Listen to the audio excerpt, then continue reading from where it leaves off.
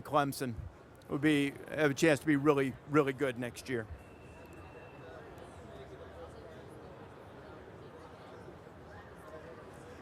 Coach Prime to the Cowboys? Just the rumors, you mean? I understand why Dallas would want to do that, but I think Dion is better. I think he's better suited for college football because the one thing that I think people misunderstand, and it's something that I've sort of been beating the drum, Dion is old school, hardcore, tough dude. He's also very invested in trying to help develop young men. I try not to call them kids because they're not kids. They're men. They may not be fully mature men yet, but they are men. And I think Dion does a tremendous job in tapping into that and gets good response to it. So I would understand why the Cowboys would want him, and I would understand why it would be attractive to him. But selfishly speaking, I hope he stays in college football because I think he's good for the game. And I also think that the things that he values are really, really well suited to college football. And even in a time of change and where it is more transactional and it is professional sports, regardless of what anybody around here might want to tell you, this pro sports, that's what this is. Let's not pretend like it's something else. It's what it is. But you still have younger people playing it, and I think Dion can have a great impact and already has had a great impact on a number of guys. And if you aren't willing to work and if you aren't tough and you aren't willing to be coached hard, I wouldn't go to Colorado. I think Dion's a really good coach.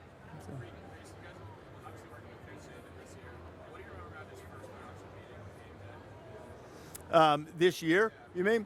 I think pretty much the characteristic that we saw all year: attention to detail, willingness to listen and ask questions, because that guy is extraordinarily intelligent, as everyone knows. And he really picks up on things quickly, but he wanted to understand the nuance of television. He knew how to communicate. I mean, I've never met a better communicator than Nick Saban, but he wanted to understand the nuance of how television worked. He's a great teammate. He never one time in any production meeting said, "Hey, everybody, look at my 7 championship rings and shut up and listen to me." Not one time. In fact, in the off season, we had some commercial shoots, and we had gone to dinner. Several of us had gone to dinner the night before, and the next day I said, we all probably started talking TV too much, and we should have been listening to you instead. And he said, no. He said, I like it when you guys talk about how the industry works, how the show works, the dynamic. He goes, because I learn. And if that doesn't tell you everything you need to know about that guy, he's been unbelievable. I thought he would be great. I didn't know he would be extraordinarily great immediately, and he was. And, he's always had a great sense of humor. People who've been around him for years know that. At times he did a good job of keeping it a profound secret, but he's always had the great sense of humor, and it's been really cool watching him, let that go and have some fun and, get in this building somewhere, get Kirby and Sark on TV and call bullshit on both of them. It's pretty good, it was pretty funny. So.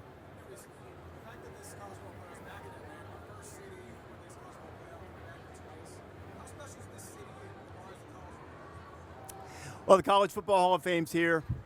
It's in the heart of an area of the country where college football matters more than anything else. I would say that the two teams who have come here to play are also outposts where it matters more than anything else.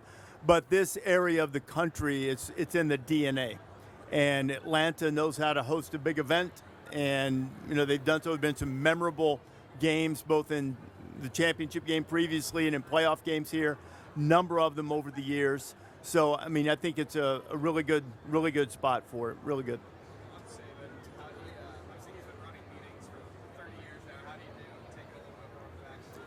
Great. He hasn't chafed in any of this. Now, sometimes he'll make jokes, And the one thing that's been cool to see is that over the course of the season, he's been busting guys' chops a whole lot more.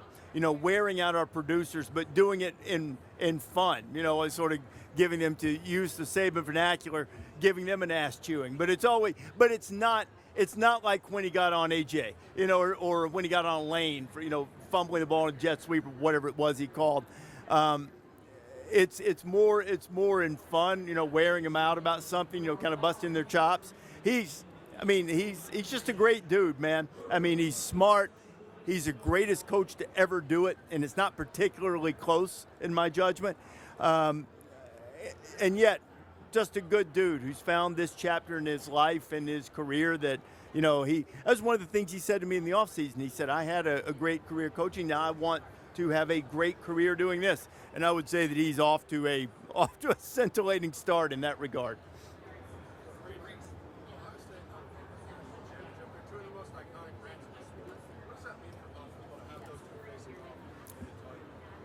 I hope it means, first, a ratings bonanza.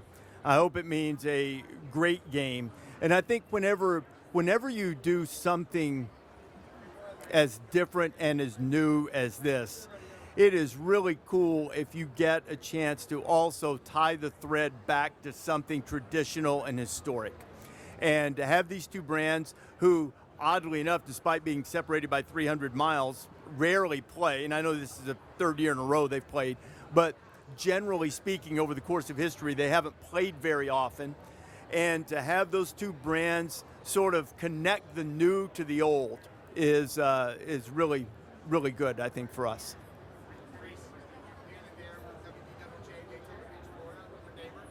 Yeah. Talk about the camaraderie on College Game Day, the brotherhood that Pat joins the team. You got Corso, yourself, Ruby. College Game Day has evolved. Talk about that brotherhood and camaraderie. It's the secret sauce of any show. It's the little chemistry of whether guys truly like each other, almost without exception, shows, or if they don't, it tells on you. And that's the good thing. I think we've had a group that has such appreciation and reverence for this show and trying to make it as successful as it can be and staying true to the dynamic of how it was built, yet continuing to evolve and grow. And because that feeling was there, we all, those of us who've been on it a long time, we've been on 10 years now, we recognize the value of bringing in Nick Saban this year, giving the show something it hadn't had in a really long time.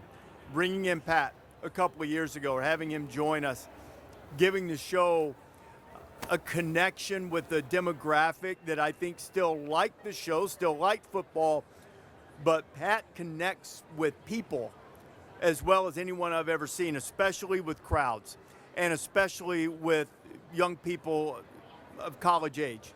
It's been remarkable. And he maintains to a healthy respect toward what the show has been and what it means in the culture of college football, yet he's able to expertly put his own brand and spin on it, and it's been magic. And and with the two of them, with Nick and Pat together, if you are a fan of pop culture, you know that The Odd Couple was a smashing success on Broadway. It was a smashing success at the movies, and they've done various iterations of it on television. It always works. Two people that you think, well, there's no way these guys could get along, and they do. And and they really complement each other in a lot of ways, and it's been a lot of fun to have that incorporated into our show. They've both been terrific.